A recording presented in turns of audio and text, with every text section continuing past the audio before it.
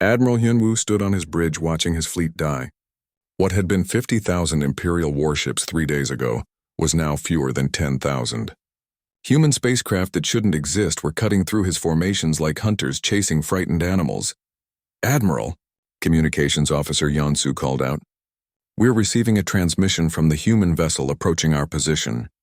"Put it on screen." The view screen showed the bridge of a human warship.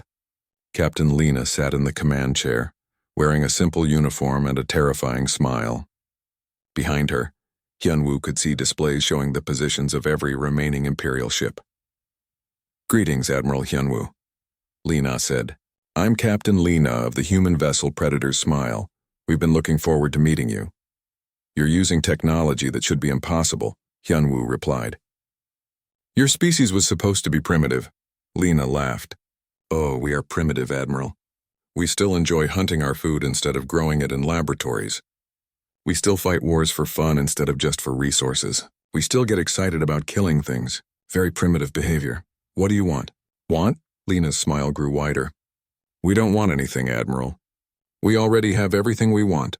A galaxy full of different species to hunt, technology from 1,000 conquered worlds, and most importantly, opponents who actually provide a challenge." The transmission showed human ships surrounding the Imperial fleet from all directions. Hyunwoo realized with growing horror that retreat was impossible. The humans had somehow predicted exactly where his ships would try to run. "How did you know our escape routes?" Hyunwoo demanded. "Because we've been studying you for centuries, Admiral. Every species the Empire conquered sent out distress signals before they died. We listened to all of them. We learned how you think, how you fight, how you retreat. You're very predictable." On Earth's surface, the Imperial ground forces were learning the same terrible lesson. General Haewon had been captured along with most of her surviving officers. They sat in a human military facility, surrounded by displays showing the true scope of human preparation. Field Marshal In-Ho stood before a massive wall map that showed every Imperial position from the moment they had landed on Earth. "You did exactly what we expected you to do, General. Landed near major cities, established supply lines along main roads, set up command posts in the largest buildings. Very standard Imperial tactics. How could you know our tactics?" Haewon asked. "Because we've been watching the Empire conquer other worlds for 300 years, In-Ho replied. "Every species you destroyed left records of how you operate. We collected all those records and studied them carefully." In-Ho activated another display showing human military installations around the planet. There were thousands of them, all hidden underground or camouflaged so perfectly that Imperial scanners had never detected them. "We've been preparing for this invasion since before your species learned to travel between stars," In-Ho continued. "We knew someone would eventually come to conquer Earth. We just had to wait for you to find us." The scope of human deception was becoming clear. What the Empire had thought was a primitive planet was actually a carefully designed trap. Humans had deliberately kept their space technology hidden, while appearing to struggle with simple tasks like reaching their own moon. Lieutenant Boram, one of the few Imperial officers still free, managed to send a desperate message to the remaining fleet. "This isn't a conquest. This is a hunt. The humans have been planning this for centuries." But the message came too late.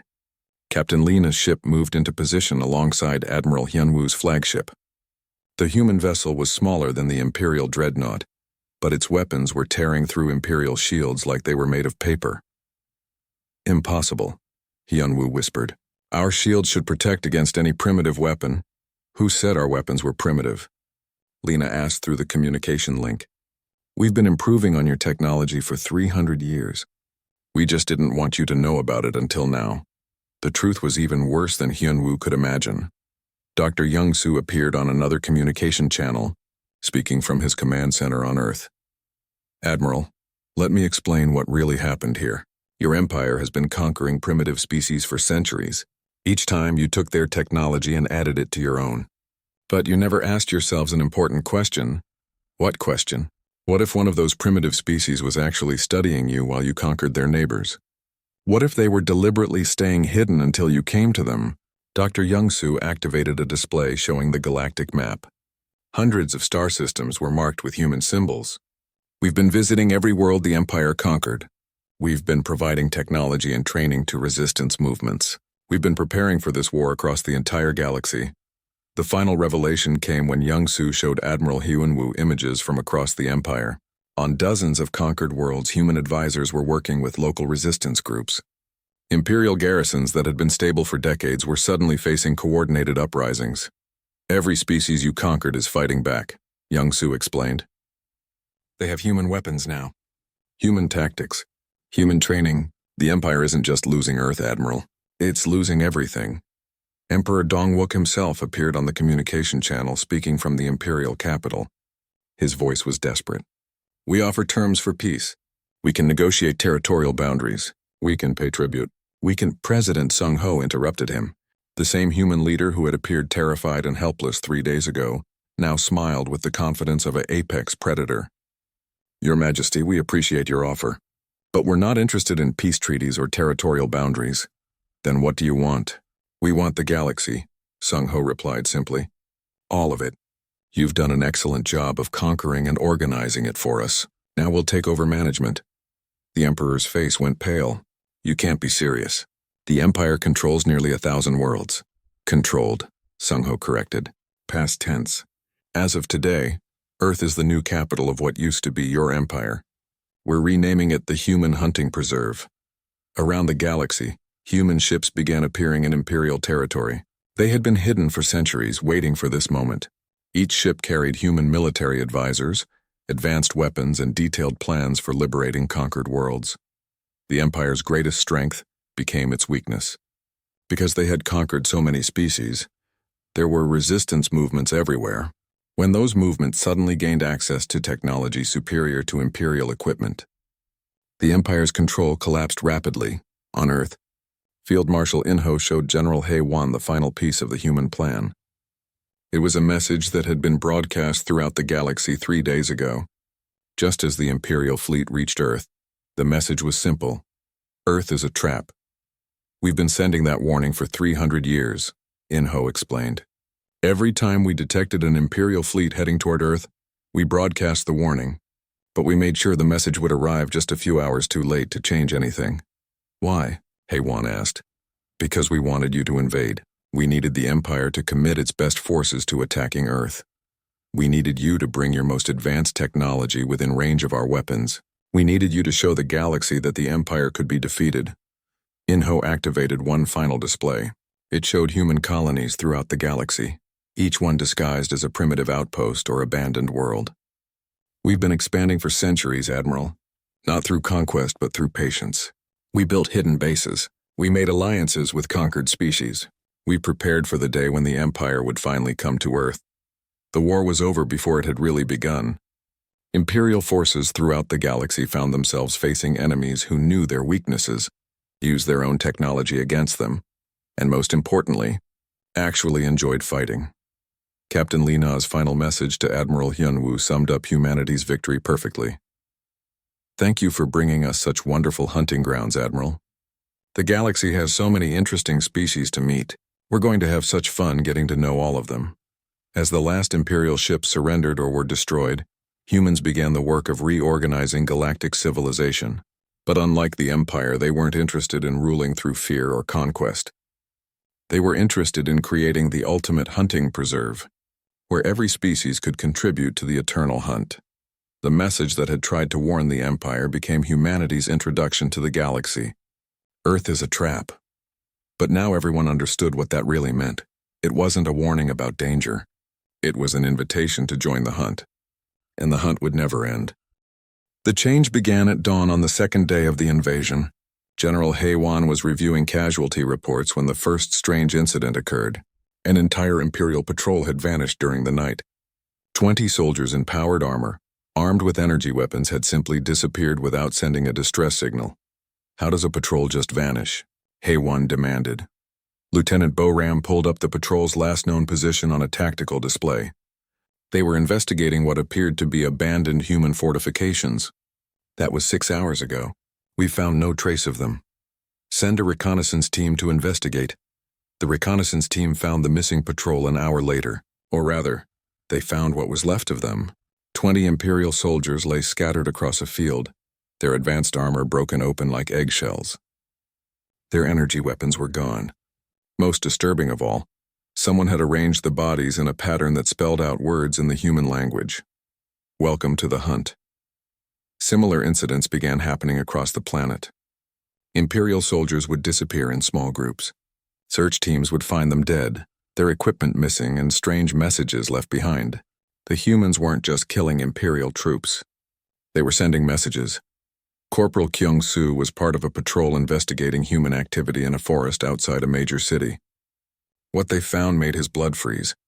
Hanging from trees were pieces of Imperial armor and weapons arranged like decorations.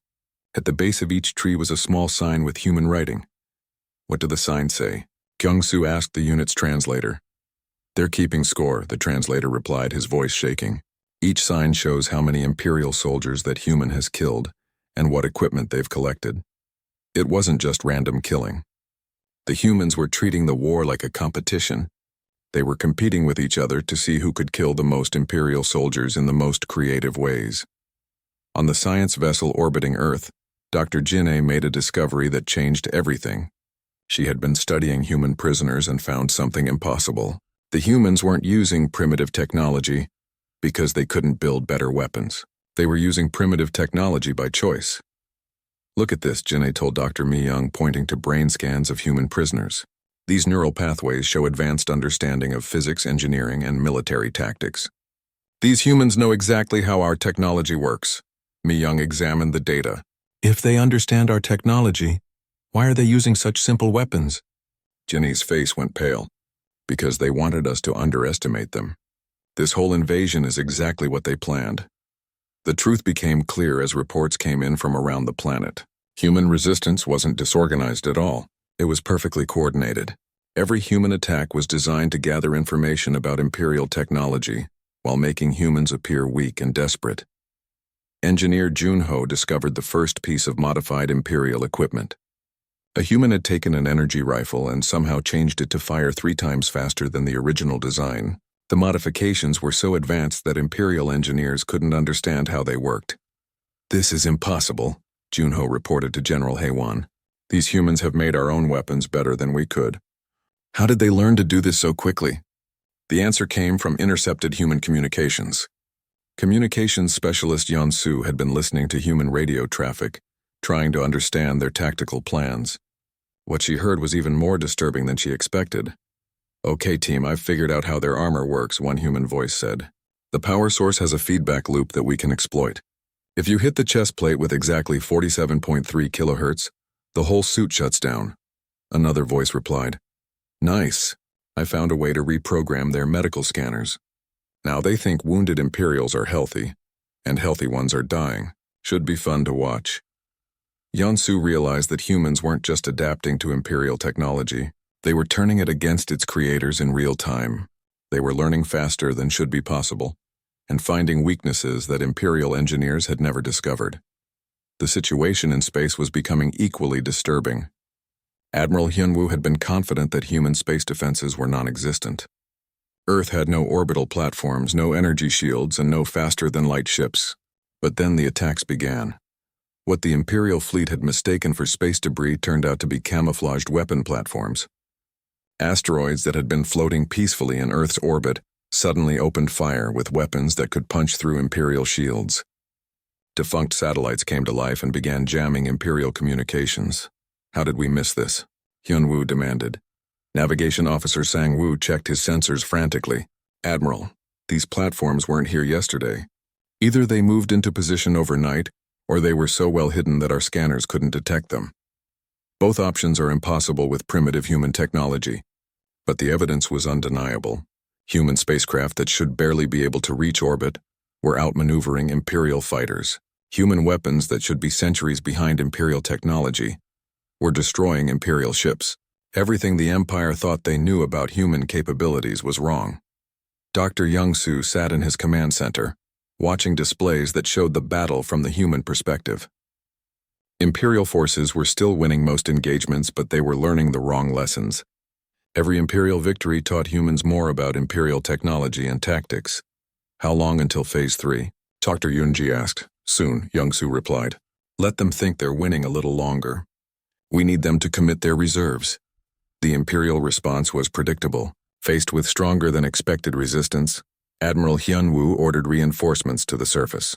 Half his remaining fleet landed on Earth, bringing the total Imperial force to over 1 million soldiers. It was exactly what the humans had been waiting for. The real nature of humanity began to show when Imperial forces tried to retreat from positions that had become too dangerous. They discovered that humans had been building traps and obstacles while the Imperial army was busy occupying cities. Roads had been mined, bridges had been rigged to collapse, supply lines had been cut. More importantly, humans had been studying every Imperial soldier, vehicle, and weapon system. They knew exactly how Imperial forces would try to retreat, and they were ready. General Haiwan received a communication that made her question everything she thought she knew about warfare. It was a video message from a human military commander. Field Marshal In-ho appeared on the screen, wearing simple human military clothing. He was smiling. "Greetings, General Haiwan. We've been watching your tactics with great interest. You're quite good at conquering civilizations that don't want to fight, but you've never fought a species that actually enjoys war." Behind In-ho, the camera showed walls covered with detailed maps of Imperial positions, equipment specifications, and tactical plans. Humans had been studying the Empire's military in incredible detail. "We know how you think," In-ho continued. "We know how you fight. We know all your strengths and weaknesses. You see, we've been preparing for this moment for a very long time." The transmission ended with In-ho saying words that would haunt Imperial forces for the rest of the war. "The hunt begins now." Around the planet, human forces suddenly became visible. What had appeared to be scattered resistance groups revealed themselves as a coordinated military force, numbering in the hundreds of millions. They had weapons that Imperial scouts had never detected. They had fortifications that Imperial sensors couldn't penetrate. They had tactics that Imperial strategists couldn't predict. Most terrifying of all, they had smiles on their faces. Humans weren't fighting because they had to. They were fighting because they wanted to. This was what they had been born to do. Admiral Hyunwoo stared at his tactical displays in growing horror. His million-soldier army was surrounded on a planet full of predators who had been hunting for thousands of years before the Empire ever discovered space travel. The trap was closing, and there was nowhere to run. Admiral Hyunwoo watched Earth grow larger on his view screen as the Imperial fleet moved into orbit. The planet looked exactly as his intelligence reports had described. Blue oceans, green and brown continents, white clouds swirling in the atmosphere. No orbital defenses. No energy shields. No signs of advanced technology. "Perfect," Hyunwoo murmured. "Begin scanning for landing sites." Lieutenant So Young worked at her sensor station. "I'm detecting radio transmissions from the surface, Admiral. The humans are broadcasting on multiple frequencies. Put it on speakers." The bridge filled with the sound of panicked human voices. News reporters were describing the alien fleet with obvious terror. Military commanders were shouting orders that sounded confused and desperate. Political leaders were arguing about whether to surrender or fight. "They're completely disorganized," observed Strategic Commander Dong-ho. "This will be even easier than we thought." What the Imperial officers didn't know was that every transmission they were hearing had been carefully scripted. In hidden bunkers around Earth, human actors were reading from prepared scripts designed to make humanity appear as weak and frightened as possible. President Sung-ho appeared on the main communication channel. His face was pale and his hands shook as he spoke. "To the visitors from space, we offer our complete surrender. Please don't destroy our cities. We'll give you whatever you want." Admiral Hyunwoo smiled. "Send a response. Tell them we accept their surrender. But we still need to secure their planet. Standard occupation procedures." As the first wave of Imperial landing craft descended toward Earth's surface, General Haiwan prepared her ground forces. She commanded 500,000 elite Imperial soldiers equipped with energy weapons, powered armor, and advanced vehicles. They would face human armies using primitive projectile weapons and chemical explosives. "This should be finished in hours," Haiwan told her officers. "The humans can't possibly resist modern military technology." The first Imperial troops landed near major human cities around the world.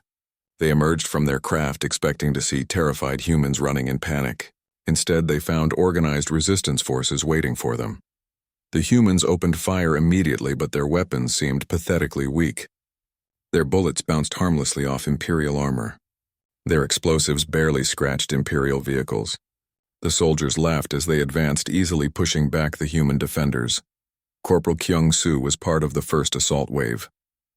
He watched human soldiers retreat after firing their primitive weapons.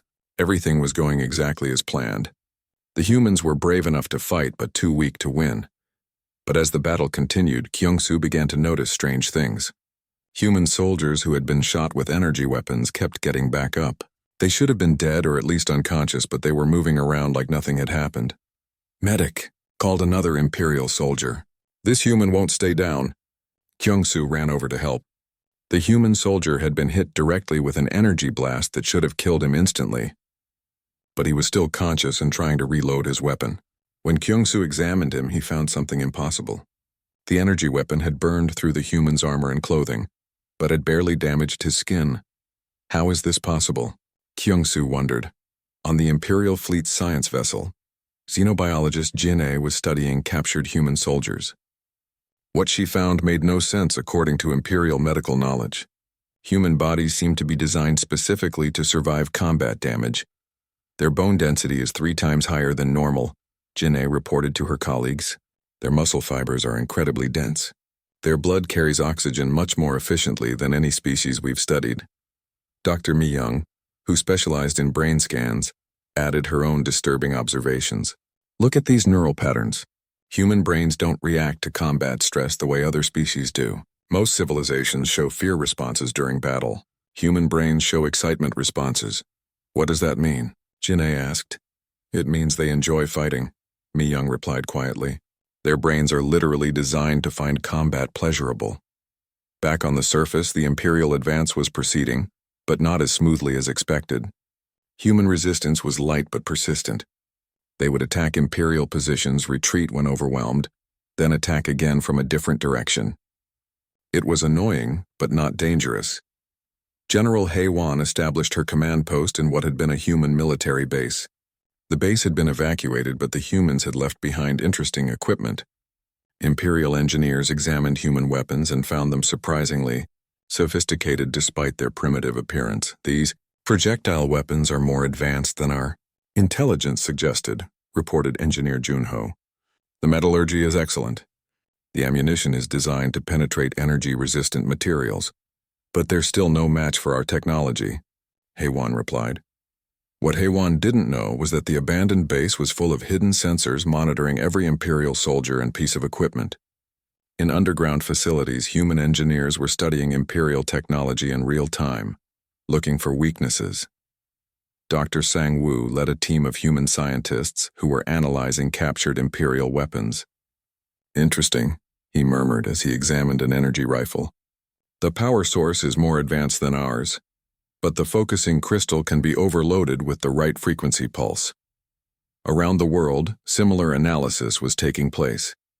Humans were studying Imperial armor, vehicles, communication systems, and medical equipment. They were learning everything they could about their invaders. Meanwhile, Admiral Hyun-woo received regular reports from the surface. The conquest was proceeding on schedule. Human resistance was scattered and ineffective. Cities were being occupied with minimal casualties.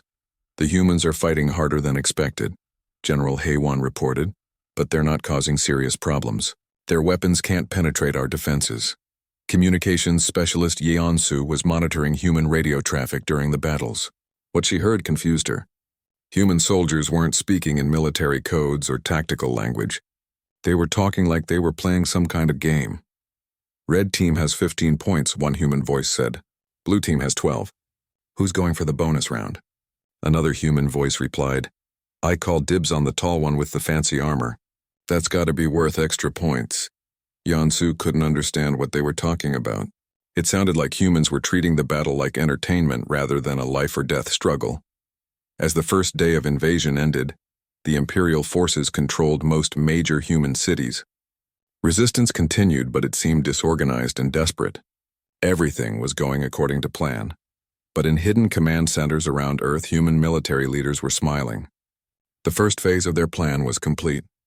The Imperial forces had landed and deployed exactly where humans wanted them. The trap was set.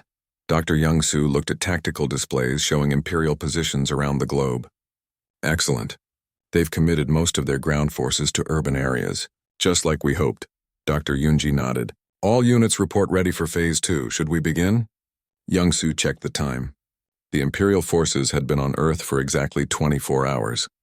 They had settled into their positions and were feeling confident about their easy victory. It was time to show them the truth about humanity. Begin Phase 2, Young-Soo ordered. Show them what humans really are. High above, Admiral Hyun-woo was preparing his victory message to the Emperor. He had no idea that the real battle was about to begin. Admiral Hyun-woo stood on the command bridge of the Galactic Dominion, watching the stars blur past as his massive fleet traveled toward Earth. Behind him stretched the greatest armada in the Empire's history. 50,000 warships of every size and type, 2 million of the Empire's best soldiers, enough firepower to destroy 100 worlds. Status report, Hyun-woo commanded. Intelligence Officer So Young stepped forward with her data pad. We will reach the human system in 4 days, Admiral. All ships are running perfectly. The soldiers are ready for deployment. Hyun-woo nodded with satisfaction. This would be the Empire's greatest victory. Earth was supposed to be rich with resources and had billions of potential slaves. The humans would surrender quickly once they saw the size of his fleet. They always did. Tell me about the enemy again, Hyun-woo said. So Young activated a holographic display showing Earth and its solar system. The humans are a primitive species, Admiral. They still use chemical rockets to reach space. Their fastest ships can barely travel to their own moon. They have no faster-than-light technology at all. Strategic Planner Dong-ho joined the conversation. Our scouts confirm they have no orbital defenses. No energy shields around their planet. No weapon platforms in space. Their military technology is at least 500 years behind ours. What about their ground forces? Hyun-woo asked. Laughable, Dong-ho replied. They still use projectile weapons that fire metal bullets. They have some explosive devices, but nothing that could threaten our armor. Their largest weapons use primitive nuclear fusion. We stopped using such weak technology centuries ago. So Young added more details. The humans spend most of their time fighting each other, Admiral. They have hundreds of separate governments that can't agree on anything. They waste enormous resources on internal conflicts instead of advancing their technology. Hyun-woo smiled. This was exactly what he had expected. Primitive, divided, and weak. The perfect target for conquest. How many soldiers do they have? Perhaps 50 million total across their entire planet, Dong-ho answered. But they're scattered among dozens of armies that don't work together. Many of them are poorly trained and equipped. We estimate they could put maybe 5 million soldiers into a real battle. 5 million against 2 million, Hyun-woo mused. They have numbers, but we have superior technology and training. It won't be a fair fight. Meanwhile, on Earth, Dr. Young-Soo sat in a hidden underground facility, watching displays that showed the approaching Imperial fleet. He looked calm, almost pleased. Next to him, Dr. Yunji was typing commands into a computer terminal. How long until they arrive? Young-Soo asked. 96 hours and 14 minutes, Yunji replied. All preparations are complete. Protocol Lazarus is ready to activate. Young-Soo nodded. Send the surrender messages. Make sure they think we're terrified. On screens around the world, human leaders began making speeches about the approaching alien fleet. President Sung-ho appeared on television, his hands shaking as he read from prepared notes. We call upon the galactic visitors to have mercy on our peaceful planet. We offer no resistance and ask only that you spare our civilization. The performance was perfect. Sung-ho looked exactly like a frightened leader of a primitive world. His voice trembled with fear. Tears ran down his face as he begged for mercy. Anyone watching would believe that humanity was ready to surrender without a fight. Back on the Galactic Dominion, xenobiologist Jin Ai was studying human physiology data. What she found was interesting but not alarming. Humans are quite durable, Admiral, she reported. They can survive injuries that would kill most species. They need very little sleep and can work for long periods without rest. Good, Hyun-woo replied. That means they'll make excellent slaves. Jinny continued reading. They have very high pain tolerance. They can keep functioning even with serious wounds. Their bodies produce chemicals that help them stay alert and strong during stressful situations. Even better, strong slaves are more valuable. What Jinny didn't realize was that she was describing a species perfectly designed for war. Humans weren't just durable workers. They were predators who had evolved to hunt and fight and survive in the most dangerous situations. But the Empire's scientists saw only economic potential, not military threat. As the fleet moved closer to Earth, more reports came in from Imperial scouts. The humans had detected the approaching armada, but their response was exactly what the Empire expected. Radio broadcasts showed panic in human cities. Military forces were mobilizing, but slowly and clumsily. There were no signs of advanced defensive preparations. "They're behaving exactly like every other primitive species we've conquered," Dong Ho observed. "Fear, confusion, and desperate attempts to organize resistance that will fail quickly." Admiral Hyun-woo was so confident that he began planning the victory celebration. The Empire would add another world to its territory. The Emperor would be pleased. Hyun-woo's reputation would grow even greater. At the Imperial capital, far behind the fleet, Commander Taemin was pushing his ship to its absolute limits. The Star Wanderer's engines were running so hot that they glowed red. The crew was exhausted from working around the clock. But they were still days away from reaching the capital. "Can't we go any faster?" Taemin demanded. "The engines are already beyond safe limits, sir," his engineer replied. "If we push them harder, we might suffer catastrophic failure." Taemin wanted to order maximum speed anyway, but he knew it would be pointless if his ship exploded before reaching the capital. He could only watch helplessly as time ran out for Admiral Hyun-woo's fleet. On Earth, the final preparations were being completed. In hidden facilities around the planet, weapons that looked like primitive technology were being loaded with ammunition that definitely was not primitive. Soldiers who appeared to be poorly trained farm boys were reviewing tactical plans that would have impressed the Empire's best military strategists. Dr. Young-soo received a final report from his teams. "All systems are ready, sir. The trap is set. Excellent. Remember, we need to look helpless until the very last moment. Let them land their troops. Let them think they've won. Then we show them what humans really are." High above Earth, Admiral Hyun-woo's fleet dropped out of faster-than-light travel. 50,000 Imperial warships appeared in Earth's solar system like a cloud of death. The Admiral looked at the small blue planet on his view screen and smiled. "Begin the invasion," he commanded. He had no idea that he had just made the worst mistake in galactic history. The humans weren't cowering in fear on their little planet. They were waiting patiently for their prey to come within range. And they were very, very hungry. Commander Taemin stood on the bridge of the Star Wanderer, staring at the display screen with growing worry. The ship had been traveling through empty space for weeks when they picked up a strange signal. It was weak and broken, but it was definitely a distress call from somewhere in the outer rim. "Can you clean up that signal?" Taemin asked his communications officer. Lieutenant Dahai worked at her station, fingers dancing over the controls. "I think so, sir. It's coming from the mining ship Iron Harvest. They went dark 3 months ago." The signal crackled to life and Captain Soo-jin's voice filled the bridge. She sounded tired and scared. "This is Captain Soo-jin of the Iron Harvest. If anyone receives this message, you need to warn the Empire. Earth is not what we thought. The humans, they are not like other species." Taemin felt his blood run cold. The Empire had been planning to invade Earth for months. Admiral Hyun-woo's massive fleet was already on its way there. If Soo-jin was right, they were flying into danger. The recording continued. "We came to this system to mine asteroids. It should have been simple work. But we detected radio signals from the third planet. Engineer Woo Jin said they were just primitive broadcasts, nothing to worry about. We were wrong." Dahai looked up from her station. "Sir, there's more data attached to this signal. Video files and translation programs." "Show me," Taemin ordered. The main screen filled with images that made everyone on the bridge step back in shock.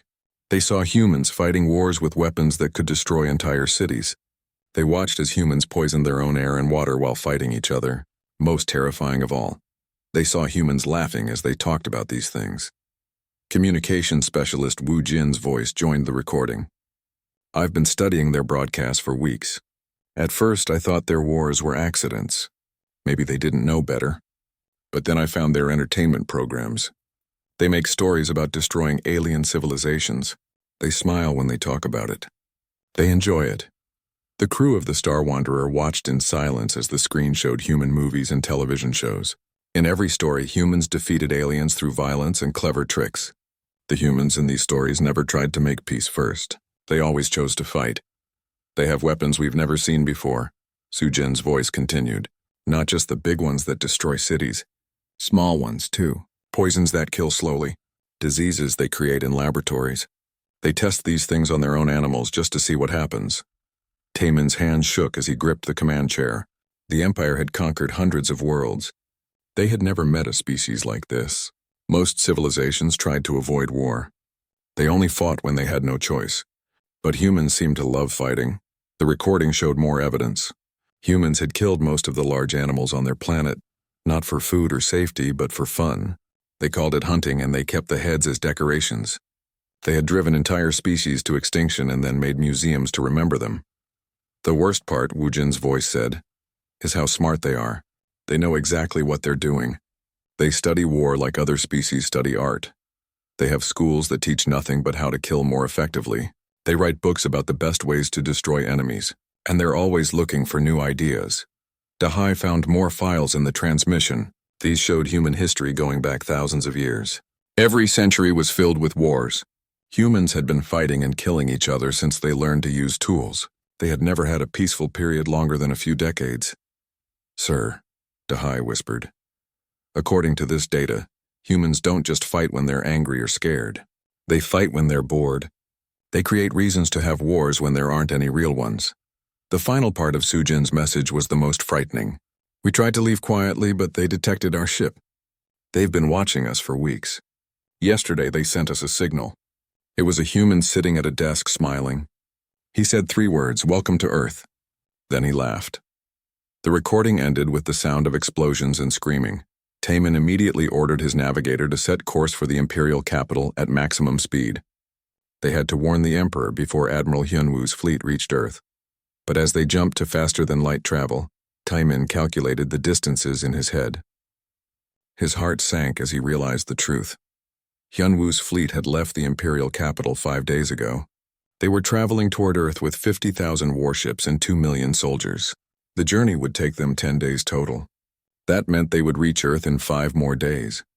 Even if the Star Wanderer traveled at maximum speed without stopping, they couldn't reach the capital for 7 days. Then it would take time to convince the Emperor that the threat was real. Even if everything went perfectly, any message to recall the fleet wouldn't reach Hyunwoo until after he had already arrived at Earth. "Can we send a message directly to Admiral Hyunwoo?" Taemin asked. Daehi shook her head. "He's too far away, sir. Our communications can't reach him." Taemin stared at the stars rushing past his ship. Somewhere out there, the most powerful fleet in galactic history was flying toward what they thought was an easy conquest. Admiral Hyunwoo was expecting to find primitive humans with simple weapons and no space technology. Instead, he was about to meet a species that had spent thousands of years perfecting the art of killing. A species that thought war was entertainment. A species that had turned their entire planet into a weapon. The worst part was that the humans probably knew the fleet was coming. If they could detect Sujin's small mining ship, they had certainly detected Hyunwoo's massive armada. They were probably preparing right now, planning ways to destroy ships and kill soldiers, and they were probably enjoying every moment of it. Taemin closed his eyes and tried not to think about what was going to happen in 5 days. The Empire had never lost a major battle. They had conquered nearly 1,000 worlds without serious resistance. But they had never fought humans before. As the Star Wanderer raced through space toward the Imperial capital, Taemin could only hope they would arrive in time to warn someone. But deep in his heart he knew the truth. Admiral Hyunwoo and his 2 million soldiers were flying into the most dangerous trap in galactic history, and there was nothing anyone could do to stop it.